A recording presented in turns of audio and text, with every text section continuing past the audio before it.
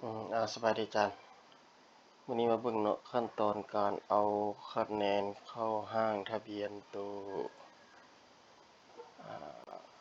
นี้เนาะตัวประวัตินี่ตัวอย่างคือของป .5 โรงเรียนโพนเจริญเพิ่นได้เอาเข้าแล้ววันนี้เราก็กลับมาตัวรายงานคะแนนเลือกไปที่รายวิชาตัวอย่างห้อง51เนาะวิชาคณิตศาสตร์กดรายงานตัวนี้ถ้าเรามาปิดปีตัวนี้เนาะตัวนี้เขาได้ปิดไปแล้วแต่ว่ายังภาษาลาวนี่เราเบิ่งภาษาลาวยังเนาะ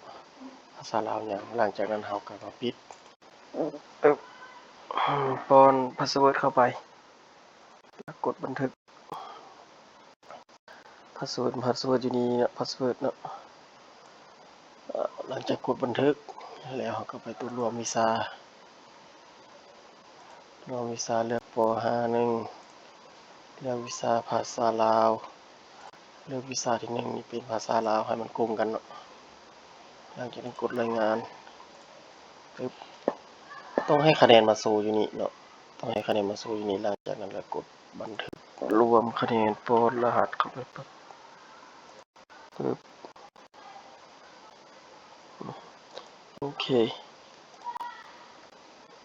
กดรายงานเบิ่งอีกวันนึงปึ๊บเนาะคะแนนจะเป็นแบบนี้วันนี้เราก็ไปเบิ่งตัวอยู่ประวัติเมนูที่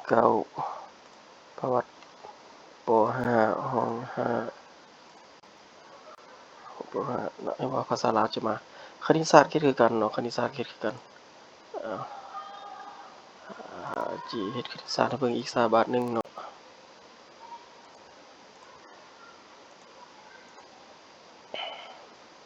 ตัวนี้ได้ปิดไปแล้วเนาะ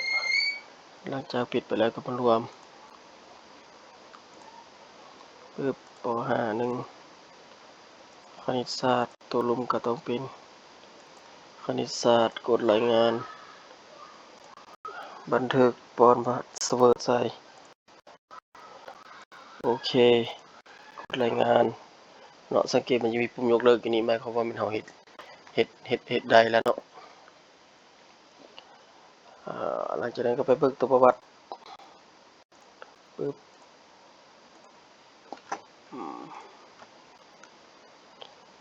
โอเคเนาะนี่มาภาษาลาวคณิตศาสตร์ตามนั้นเนาะ